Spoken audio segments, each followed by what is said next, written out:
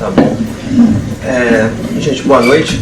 O meu nome é Denis, eu sou professor da universidade, do departamento de direito privado, né, há 18 anos já, né, e há algum tempo os meus projetos de pesquisa eles estão voltados a questões ligadas, né, à bioética, biotecnologia, notadamente porque recentemente a gente criou um programa de mestrado voltado para a temática de direito e inovação, né. Então eu tenho trabalhado ultimamente com temas ligados à inteligência artificial, né. Inicialmente, quando se pensou num tema, num título para essa comunicação de hoje, pensei em inteligência artificial, riscos sociais, agência e responsabilidade, né. Porque isso dá a entender mais ou menos quais são alguns dos problemas que talvez a gente tenha que enfrentar, né, com a popularização, assim digamos, né, e a evolução desse tipo de tecnologia, né. Eu acho que, eu não sei, um ambiente meio informal, não sei se a gente deveria começar com algumas perguntas, né, do tipo, quem tem medo de IA, né? Normalmente, o imaginário em torno de tecnologias de inteligência artificial, ele sempre está voltado a um cenário apocalíptico, né? Desde, você tem com Stanley Kubrick, na década de 70, você tinha o HAL 9000, que era a inteligência artificial da nave, que assumiu o controle, né? E que tratava os humanos como redundâncias dentro do sistema, né? Tem vários outros exemplos na literatura cyberpunk ou no cinema, sempre do grande risco que eventualmente podem representar, né, esses sistemas de inteligência artificial, né, para nós, né, e o que isso afeta, digamos assim, a nossa noção, os conceitos da noção de personalidade, de pessoa, a dimensão da agência, a responsabilidade, né, são esses problemas, digamos assim, que são tratados normalmente dentro desse tema do ponto de vista normativo, né, lá no direito. Bom, inicialmente, o que seria uma inteligência artificial? O que se quer dizer com essa expressão? Bom, o conceito de inteligência artificial ele evoluiu ao longo dos últimos 60, 70 anos, né? Assim, um marco, digamos assim, para a ideia de inteligência artificial se tornou conhecido na cultura popular, né? Foi o trabalho de Alan Turing, né? Teve um filme biográfico há pouco tempo dele, né? O Jogo da Imitação, né? Ele, digamos assim, lançou as bases da ciência da computação contemporânea e, de certa forma, da ideia de replicar, né? Daí até o título do filme, que na verdade é uma expressão utilizada por ele num trabalho científico publicado na década de 40, né? Replicar comportamentos humanos, né? Agentes artificiais que são capazes de imitar certos aspectos da cognição e da agência humana, né? Claro que houve um esforço conjunto, digamos assim, né, na determinação do que seria a ideia de inteligência artificial, ou como se alcançaria, né, o desenvolvimento desse tipo de agência, né. Alguns nomes são relevantes, você tem Minsky, McCarthy, né, mas se você quiser, digamos assim, dar uma definição contemporânea de inteligência artificial, que se entende hoje por sistemas de inteligência artificial, talvez uma boa definição seria: sistemas de inteligência artificial são sistemas que, a partir da cognição de fatores ambientais, são capazes de agência e tomada de decisão de forma a maximizar o seu sucesso. Como vocês podem ver, esses são alguns termos que carecem de melhor definição, né, com a própria ideia de sucesso, né? O que é o sucesso diante de um ambiente? Isso tem a ver com o objetivo estabelecido, o que você quer alcançar, né? Isso que se entende hoje por um agente inteligente. E o uso desses sistemas ou algoritmos de inteligência artificial se popularizou bastante, né? Embora seja interessante observar que, no que se refere à própria ideia de inteligência artificial, ou o próprio mecanismo a partir do qual esses sistemas agem, né, não houve grande evolução da década de 60 até hoje. Os sistemas funcionam basicamente a partir dos mesmos pressupostos, né? Por que então, né, esse boom, digamos assim, na utilização de sistemas de inteligência artificial hoje, né? Tem dois fatores que contribuíram para isso. Primeiro, a evolução do hardware, né? Na verdade, você tinha um hardware muito limitado, década de 60 e 70, você tinha pouca capacidade de processamento, tá? E o segundo aspecto, a disponibilidade de dados. Esses sistemas, é claro, eles operam o quê? a partir dos dados que são apresentados a eles, né? E esses dados, tá ok. Esses dados hoje eles estão presentes em abundância. Se fala muito em Big Data, né? Você tem, na verdade, o que? O registro, a coleta de dados pessoais, tudo que você faz, onde você vai, onde você deixou de ir, vários aspectos ambientais e comportamentais. Então, isso que permitiu, digamos assim, que esses algoritmos passassem a ser utilizados com maior frequência, digamos assim, né? E no imaginário popular, é claro que a evolução desses temas, tá, por um processo talvez até de antropomorfização, tá, ele começa a gerar algumas dúvidas. Assim, a gente está diante de pessoas, será que um agente artificial é capaz de desenvolver consciência, inteligência, como a inteligência humana? Né? Esse é um tema recorrente em obras de ficção científica. Né? Tem outro filme recente, Ex Machina, justamente o que? Um algoritmo de inteligência artificial que ocupa um corpo e adquire consciência. Né? Então, a noção de inteligência artificial está ligada aos esforços da ciência cognitiva, na ideia de compreender a consciência, a cognição humana e tentar replicar esses sistemas. Né? Bom, que eventuais riscos, que preocupações, né, o uso dessas tecnologias podem trazer atualmente? Né? Na verdade, há preocupações de vários níveis, desde problemas sociais, digamos assim, desde problemas que podem se manifestar no plano individual em relação ao uso ou mau uso dessas tecnologias. Talvez a maior preocupação seja o mercado de trabalho, provavelmente, né? Não sei, essa é uma preocupação de vocês hoje? Né? Vocês acreditam que as ocupações por vocês exercidas, elas podem ser substituídas em breve, né, por algoritmos de inteligência artificial? Vocês não acreditam? Acreditam? Quem acredita, quem não acredita? Uma pessoa só? Tá. Desculpe o seu nome? Carla, você está certa, eles estão todos errados. Tá? Quem não acredita está errado. Na verdade, tem um estudo muito interessante que foi tomado como base para se ter uma ideia recentemente. Né? Isso tem sido uma preocupação, impactos sociais do uso dessas tecnologias, né? Tem sido uma preocupação de governos, de organizações, de pesquisadores. Para vocês terem uma ideia, no final do governo Obama, né,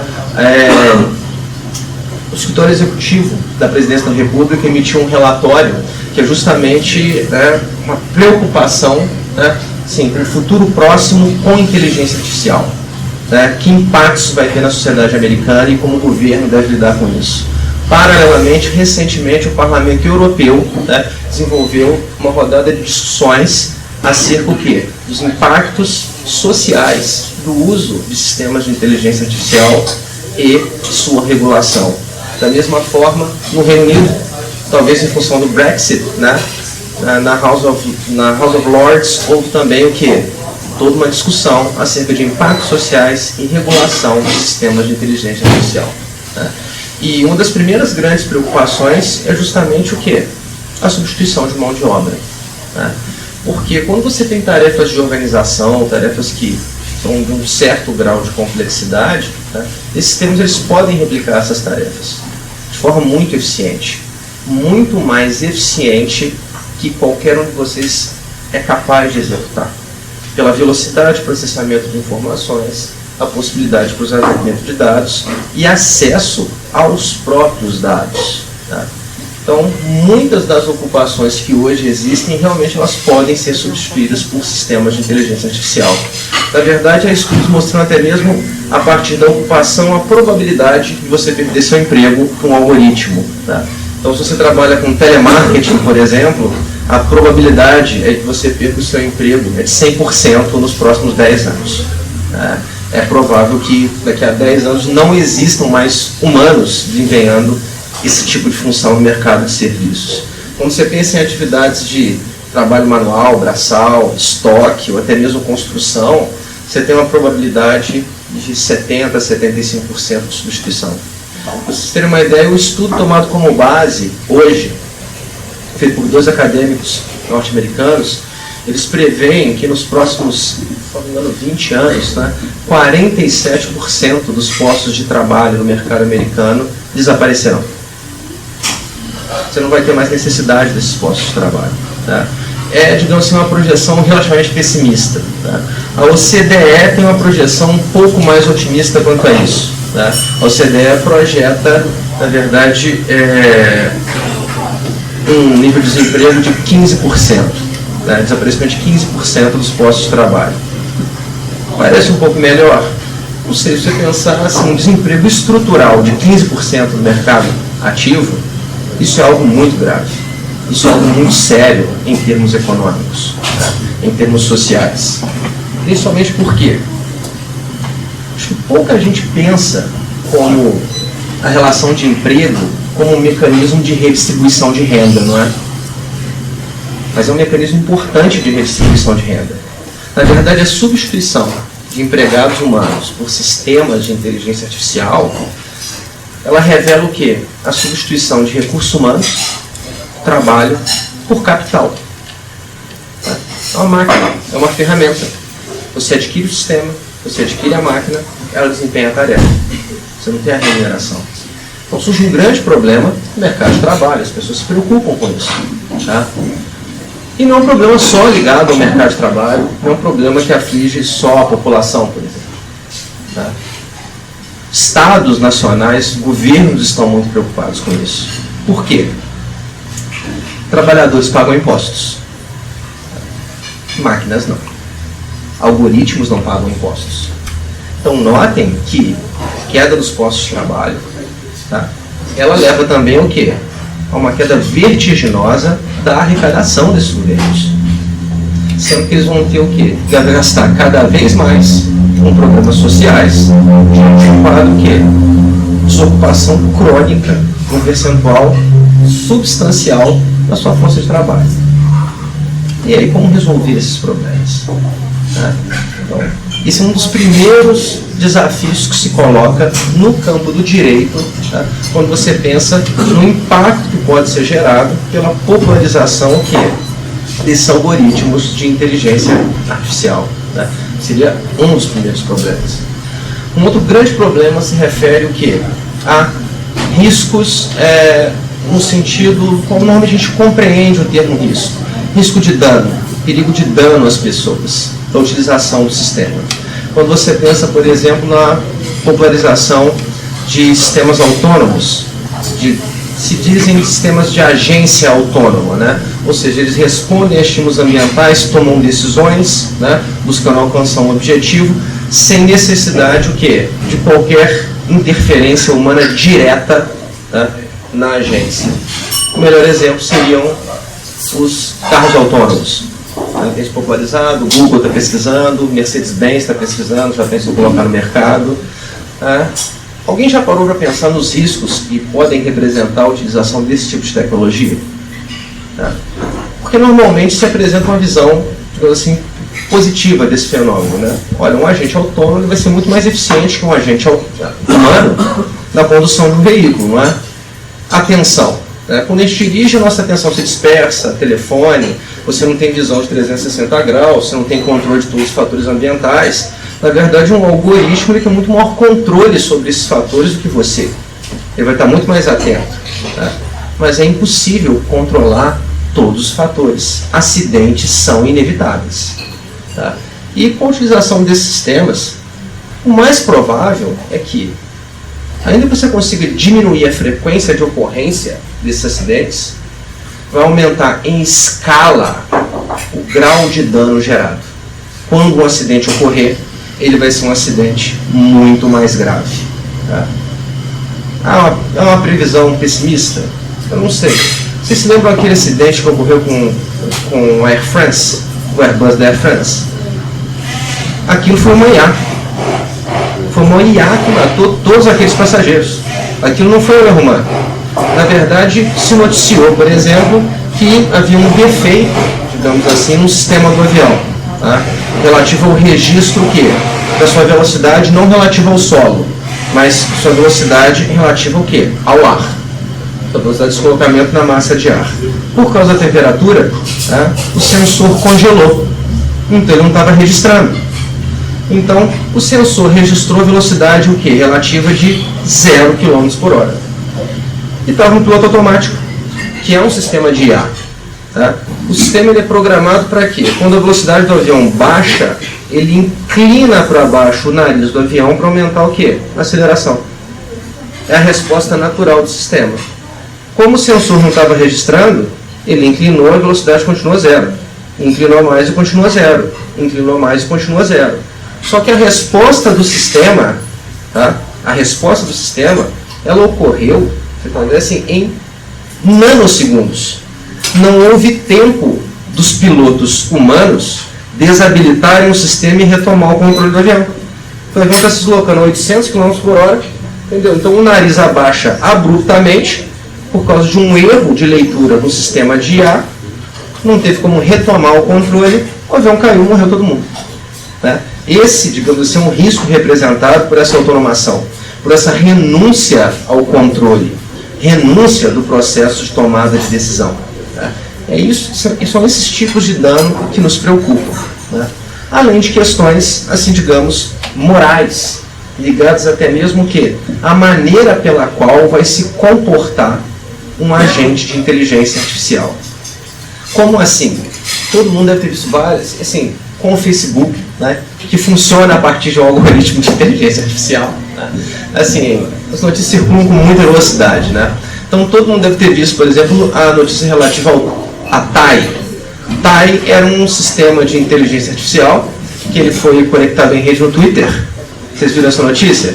E teve que ser desligado porque em pouco tempo se tornou neonazista. Né? Então ele tuitava, digamos assim, frases de conteúdo neonazista. Né? Ou seja, como é que a gente controla as decisões tomadas por esse sistema? Né? Que parâmetros são esses? Né? E muitos desses desafios, às vezes, eles dependem de uma melhor compreensão do que são esses sistemas. Né? Porque quando a gente fala em inteligência artificial, a gente imagina que o sistema está replicando a consciência, a cognição, os processos de tomada de decisão, como nós, pessoas, fazemos, né? Como nós tomamos decisão. O que não é verdade. A gente está muito, muito distante, em termos de evolução tecnológica, né? De replicar realmente a cognição humana. Replicar a consciência ou criar um sistema que seja propriamente inteligente. Está muito distante disso. É claro que você sempre vê um investidor, dono de uma grande companhia, o Google falando estamos próximos da singularidade, estamos desenvolvendo pesquisas. Lembrem-se que o financiamento dessas pesquisas ele é basicamente privado. No mundo inteiro, é o setor privado que está investindo muito nisso. E essas pessoas querem captar investimentos, querem captar investidores. Então, assim, você tem uma companhia que está pesquisando o desenvolvimento de sistemas de IA, você não vai para o jornal e fala assim, olha, a gente está muito longe de conseguir alcançar isso, talvez daqui a 350 anos a gente consiga se aproximar disso. Ninguém vai te dar dinheiro. Né? Então, normalmente você fala assim, olha, a gente está no vértice de uma grande revolução, a gente está quase alcançando, vamos investir nisso, e vão se apresentando esses sistemas que nos convencem, digamos assim. Né? Assim, uma piada muito comum hoje em dia é a pessoa brincando, eu tenho um smartphone, meu telefone é mais inteligente que eu. Não. Seu telefone é estúpido. Na verdade, esses sistemas eles são profundamente estúpidos. Por quê? Bom, primeiro quando se fala em IA, algumas definições clássicas. Né? O conceito de IA, inicialmente a ideia era conhecer melhor a consciência humana, a cognição, os processos de tomada de decisão, né? E tentar replicar isso. Mas como é que você descobre se aquele ente ele é consciente? Como é que você sabe que um outro ente ele é consciente? Porque a consciência é um fenômeno subjetivo, não é? Você sabe que você é consciente. Não tem como eu saber se você é consciente ou se você simplesmente o quê? Se comporta como se fosse consciente, não é mesmo? Como um algoritmo. Tá? Então, na verdade, a definição de inteligência artificial, a partir do pensamento de Turing, né, estabeleceu, propôs um teste, o teste Turing, para avaliar se um sistema alcançou a consciência ou não, se esse sistema seria capaz de cognição. Seria basicamente você conversar com o sistema durante 5 minutos, se você não soubesse estar conversando com o humano ou com o sistema, aquele sistema é consciente. Né? Mas notem que o foco disso é só o que? A observação, o comportamento, o aspecto externo. Você não tem acesso à realidade subjetiva. Qual o problema disso? O problema é que se fala em inteligência artificial, em agentes conscientes, quando na verdade esses sistemas, eles são basicamente o que? Estruturas de caráter sintático, puramente sintático. Eles apenas manipulam símbolos, não tem conteúdo semântico, não tem informação, não tem interesse, não tem juízo de valor, não tem nenhuma realidade objetiva. Tá? Então, esses sistemas eles apenas manipulam dados a partir de parâmetros pré-estabelecidos. Então, assim, um experimento se idealizou para explicar de uma maneira mais acessível, né, como funciona um sistema de inteligência artificial. Né? É um experimento conhecido pelo nome de experimento do quarto chinês. É um experimento mental. Ele foi desenvolvido por um autor americano, um filósofo da linguagem chamado John Searle. Tá?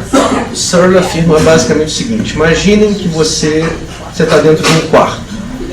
Esse quarto, na verdade, está todo fechado e ele tem na sua parede duas gavetas. Uma gaveta de entrada e uma gaveta de saída. Você está lá dentro do quarto e você tem basicamente um livro de regras com você. Esse livro de regras diz o seguinte: tá? Se forem inseridas as placas de número 1, 3 e 7, dê saída nas placas, sei lá, 2, 4 e 8. É um livro de regras. Tá? Então, entram as placas 1, 3 e 7. O que você faz? Você dá saída nas placas 2, 4 e 8. Do lado de fora, tá? As placas 1, 3 e 7, elas têm uma sentença escrita em chinês. Perguntando, tipo assim, como vai você? Em chinês. E as três placas são inseridas. Você dá saída nas placas 2, 4 e 8. Aí nas 2, 4 e 8 está escrito, vou bem, obrigado. Quem está do lado de fora, qual a impressão que você tem? Olha, essa caixa fala chinês. Esse quarto fala chinês. Ele me dá respostas coerentes quando eu faço uma pergunta em chinês. Mas notem que nem o quarto, nem você, nem o livro de regras fala chinês. Ou tem qualquer representação sobre isso. Você apenas segue regras a partir do quê? É uma programação puramente sintática. Não tem subjetividade. Então você não pode falar em consciência. Tá? Ou seja, todos esses sistemas de inteligência artificial, eles caracterizam o que se convencionou chamar de IA fraca. O que é uma inteligência artificial fraca? Né? É basicamente um sistema que mimetiza, né, que simula o comportamento humano, ou algum aspecto do comportamento humano, em oposição à ideia de IA forte, que seria realmente o que? A criação de um cérebro artificial, né? Com consciência, com interesse, desejo, capaz de sofrer, com conteúdo. Né? Ou seja, cuja estrutura não reflita uma mera manipulação de símbolos por critérios sintáticos, mas que tenha também a dimensão semântica. Né? Uma IA forte, né, é consenso hoje que a gente está há milhares de anos de pensar na ideia de IA forte. Tá? Primeiro porque a gente não entende praticamente nada sobre o funcionamento do nosso próprio cérebro. A gente não sabe como surge a nossa consciência, a gente não sabe sequer definir o que é consciência, ou como esse fenômeno emerge. Né? Então, o que se desenvolve são sistemas de IA fraco. E esses sistemas de IA fraco, é claro, são o quê? Ferramentas de organização. Basicamente isso. Ferramentas de organização. Que operam a partir do quê? De uma listagem de inputs previamente selecionados, que caso ocorram, determinam o quê? O output específico do sistema. Por que às vezes a gente se vê tão assim, seduzido por esses sistemas? Principalmente pela quantidade de dados disponíveis. Pela quantidade de dados. Com isso que, na verdade, a mimetização do comportamento ela se torna cada vez mais e mais o quê? Apurada, mas sempre a partir dos parâmetros estabelecidos no sistema. Tá? Ou seja, está muito longe da ideia de inteligência, muito longe da cognição humana. Um bom exemplo disso é o Deep Blue, foi o computador que venceu a partida de xadrez lá, finalmente, contra um humano, desenvolvido pela IBM. Bom, nunca mais um humano vai ganhar de um computador numa partida de xadrez. Lamento, isso nunca mais vai acontecer. Uma vez que a gente chegou a esse ponto, a gente desenvolveu um sistema que, objetivamente, ele joga xadrez melhor que qualquer humano. Mas por quê? É força bruta. Na verdade, ele tem armazenadas todas as partidas de xadrez já jogadas, né? E outras que não foram jogadas, todo e qualquer movimento possível. E ele é capaz o quê? De, a partir de uma relação custo-benefício, tá? Ou seja, valor estabelecido no sistema de pontuação, escolher a melhor linha de ação. Mas ele não tem a menor ideia do que está fazendo.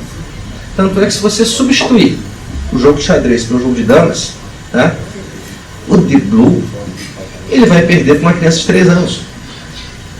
Ou seja, ele só é capaz de repetir padrões comportamentais a partir de inputs previamente selecionados no sistema. Por que que isso é importante? Né? Hoje em dia se fala, por exemplo, na personificação desses entes, em tratar esses entes como centros de imputação. Isso é muito, muito perigoso, principalmente quando você pensa o quê? Nas escolhas que esses entes podem fazer, nos danos que podem ser causados. Vou retomar um exemplo dos carros autônomos, né, porque é um caso bem interessante, para vocês verem as limitações do sistema e os problemas que vão ser enfrentados. Né? Por exemplo, no carro autônomo, ele seguia a partir do quê? De parâmetros pré-estabelecidos pelo sistema. Se acontecer isso, faça aquilo. Tá? É puramente sintático. E com isso ele consegue, digamos assim, se conduzir relativamente bem. É interessante, vocês viram quando a Dilma Rousseff foi aos Estados Unidos e andou no carro da Google? Tá? Ela desceu empolgadíssima, dizendo: a gente tem que levar isso para o Brasil, é fantástico. Mas na verdade você vê esses carros rodando muito pouco. Porque eles são muito perigosos. Tá? Por que são muito perigosos? Primeiro, tá? Teve um artista austríaco que ele fez uma armadilha para carro autônomo, que é muito legal. São 2 círculos concêntricos, um pontilhado por fora e um contínuo por dentro. Porque esse carro, ele circula o quê? O que o sistema diz para ele é: linha pontilhada você pode cruzar, linha contínua você não pode cruzar. Então, se no meio da rua você desenha um círculo pontilhado por fora com linha contínua por dentro, o carro entra e para. Ele está preso. Porque ele pode cruzar da linha contínua, a linha pontilhada, mas não pode cruzar o quê? Da linha contínua. Então, assim, é simples assim, né, de você manipular um sistema desses. Então, olha como isso é perigoso. Qual o grau de previsibilidade do sistema. Segundo, as escolhas que o sistema faz. Se um acidente é inevitável, com um carro autônomo, quem o sistema deve matar? Os ocupantes do veículo? Os pedestres? Quem está do outro lado da calçada? Essa é uma decisão que o sistema tem que tomar, não é? A partir de que parâmetros essa decisão vai ser tomada? Então, isso, na verdade, levanta certas questões ligadas à moralidade, ou o que deve ser feito. Por exemplo, os fabricantes, os desenvolvedores de carros autônomos, Google, Mercedes-Benz, fizeram uma manifestação conjunta, afirmando que seus carros terão como prioridade a segurança do pedestre. Vocês acreditam? Denis, você é muito cético. Não é isso. A minha pergunta é: quantos de vocês comprariam um carro em que uma situação de acidente inevitável mataria você? Você compraria esse carro? Olha só, se for acontecer um acidente, o carro vai te matar. Né? O consumidor médio vai comprar esse carro? Não. Não é? Então, você vê declarações conflitantes de que, na verdade, o foco vai ser na segurança o quê? Do passageiro. A preocupação tem que ser essa. Mas olha só, quem abdicou do controle? Foi o passageiro. Quem assumiu o risco do deslocamento? Foi o passageiro. E se você, na verdade, olhar isso do ponto de vista da comunidade, normalmente, quem é a população mais vulnerável? É o pedestre. A gente está externalizando esse risco em desfavor o quê? De quem é mais pobre, de quem é mais vulnerável. A partir de que parâmetros um sistema vai tomar esse tipo de decisão? Quem eu devo matar? Né? Na verdade, as companhias já estão preocupadas com isso. Né? Google, por exemplo, você tem um website muito interessante que você pode cooperar com a Google no desenvolvimento de moralidade para sistemas de inteligência artificial. Tá? Eles têm lá inúmeras variações de um dilema moral. Eu não sei se vocês já ouviram falar sobre isso, o dilema do bonde. Todo mundo já ouviu falar do dilema do bonde, né? Então tem inúmeras variações do dilema do bonde, perguntando, e aí, quem você mata? E aí, quem você mata? Né? Então na primeira você tem o carro, tem o passageiro, aí você tem, sei lá, 2 homens numa pista, um no outro. Quem você mata? O passageiro, tal. E aí, na verdade, as questões vão ficando mais refinadas, né? Você tem o carro, aí de um lado você tem 2 pedestres idosos, do outro você tem 2 crianças. Quem você mata? Tá? Complicou um pouquinho, né? Não sei, quem mataria os pedestres idosos? Quem mataria as crianças? Então, dizer que mata velhinho, dizer que mata criança é feio do mesmo jeito, não é? É feio do mesmo jeito. Então, por que quando um motorista atropela, a gente não vê ele como uma criatura tão desprezível assim? Porque ele não tomou essa decisão de forma fria, calculada, a partir de uma análise de custo-benefício, não é? Na verdade, isso é algo meio aleatório, está meio fora do controle, fora da possibilidade de reação. A gente vê isso como, na verdade, resultado de alha. A gente vê isso como um acidente e não como um resultado pré-ordenado para a atuação de um sistema. Então, tem um peso moral diferente. Tá? E, na verdade, assim, as equações elas vão se complicando. Porque aí você coloca de um lado 5 pedestres, do outro 10 migrantes. Aí já pensou, o Trump mataria quem? Tá? Assim, na verdade, essa iniciativa do Google, vou fazer uma aqui louvável, né? Porque o Google está abrindo a isso e está pedindo às pessoas para darem sua opinião. Porque aí o sistema vai tomar decisões como uma pessoa tomaria aquela decisão, né? Nada me apavora mais. Porque nós somos péssimos no que se refere à tomada de decisões do plano moral, né? Fazer a coisa certa é muito difícil. É muito difícil. Todo mundo sabe disso, né? Isso realmente me apavora. Tá? Então, quando se retorna o problema do desemprego, tá? Na verdade, tem um novo posto de trabalho que vai surgir, eu acho que vai se tornar muito relevante nos próximos 10 anos, né? Que é o emprego de consultor moral, né, de sistemas de inteligência artificial. Você vai precisar de gente especializada para isso, né? Assim, você se contratar com uma espécie de grilo falante do Google. Você está ali para dizer o que o sistema pode ou não pode fazer, quais são os parâmetros, como as decisões devem ser tomadas. Tá? Então, são questões realmente muito sérias. Na verdade, assim, os grandes riscos se colocam hoje. A gente pensa em termos econômicos, mercado de trabalho e a própria economia. Pensa bem, se você tira a força de trabalho de uma economia, tá? Você tem problema de desemprego crônico. Essas pessoas também não têm capacidade de consumo, né? Então a economia como um todo, ela entra em declínio e governos não arrecadam. Então você gera uma concentração de renda como nunca vista, você substitui trabalho por capital, entendeu? E aí? É toda essa riqueza gerada. Não vai ser distribuída? Não vai ser redistribuída quando o trabalho se torna obsoleto? Então assim, essa libertação da espécie humana desses trabalhos desagradáveis, isso vai beneficiar um número muito pequeno de pessoas ou isso deveria ser estendido a todos nós? Tá? Tem um debate muito sério hoje acerca, na verdade, o quê? De sistemas de IA, né, abertos. Tá? Tem se rediscutindo até mesmo a noção de propriedade, a ideia de propriedade intelectual sobre esses sistemas. Se alguém pode se dizer proprietário de um sistema como esse e capitalizar para si toda eventual eficiência ou riqueza gerada pelo sistema. Né? Esse é o primeiro grande risco social, o primeiro grande problema. Segundo, riscos, tomada de decisão, moralidade, né? Como a gente lida com essas questões. E um terceiro grande problema, e esse talvez vocês já estejam experimentando na pele, né? Mesmo com esses sistemas rudimentares de IA que nós temos hoje em dia, né? São questões ligadas à privacidade. Tá? Esses sistemas de inteligência artificial são ferramentas de organização, de captação de padrões, de identificação de informações e organização. Então esses sistemas eles conseguem processar essas informações e fazerem emergir padrões que para o observador externo isso gera conhecimento sobre tudo que você faz, por exemplo, ou deixa de fazer. Vocês já pararam para pensar quando você usa um navegador do seu telefone celular, tá? Você está registrando Você usa o Google Maps. O Google sabe todos os lugares nos quais você esteve. Qual é o seu parâmetro de deslocamento? A que horas? Aonde você vai? Quanto tempo você fica naquele lugar? Né? Sim, mas é muito pouco.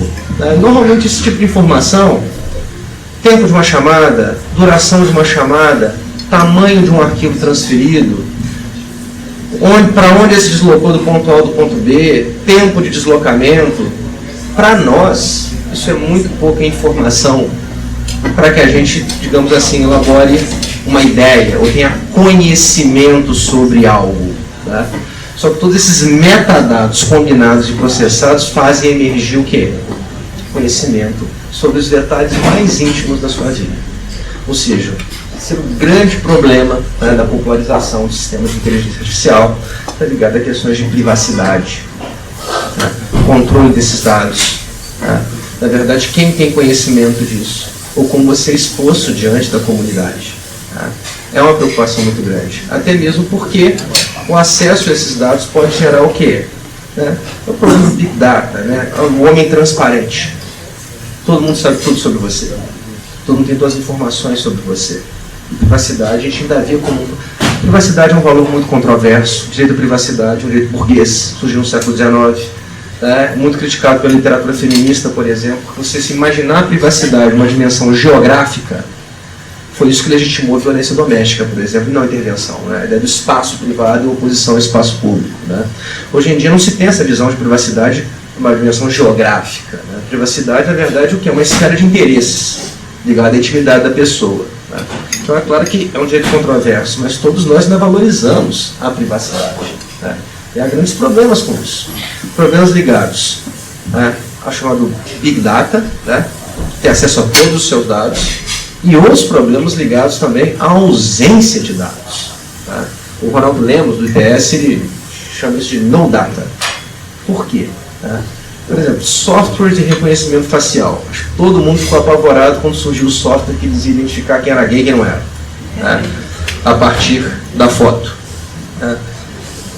Bom, todo mundo ficou muito preocupado por causa do grau de acuidade do sistema de reconhecimento. Mas como é que funciona? Você mostra 1 milhão de rostos heterossexuais, 1 milhão de rostos homossexuais, o sistema começa a identificar padrões. Ah, mas tem diferença?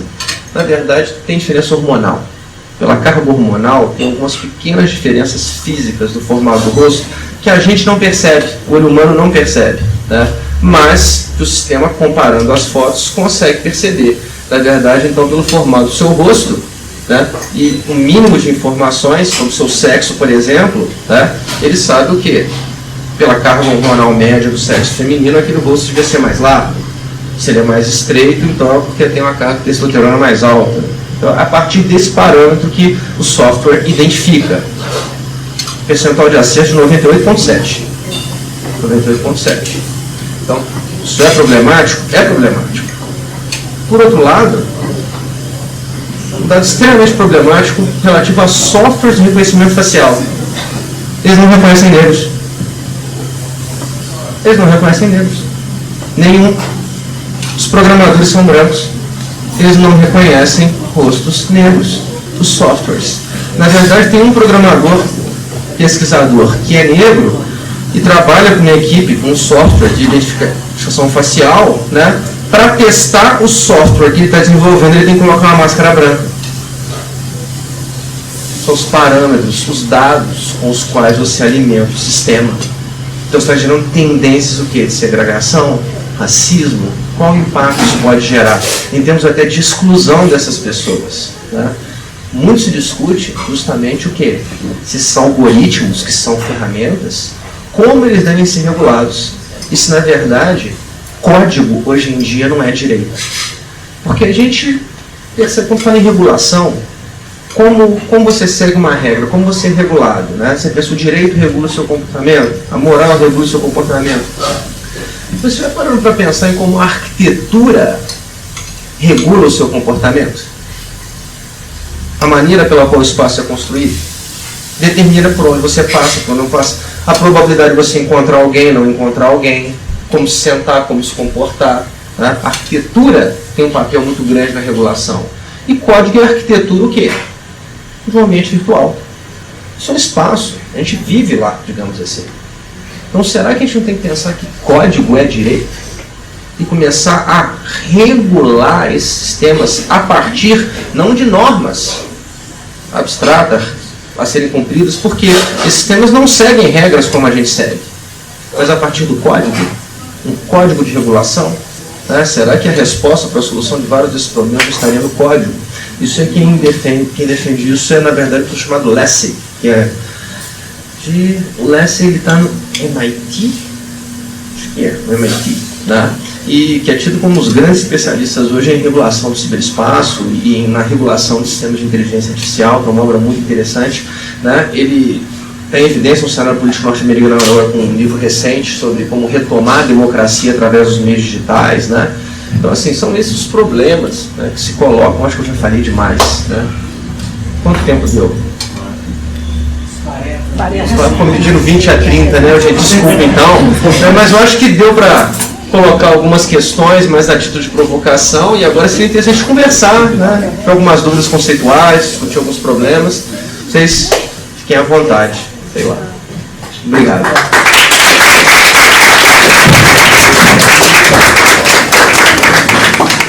Muito obrigado. Tenho certeza que vão ter milhares de perguntas.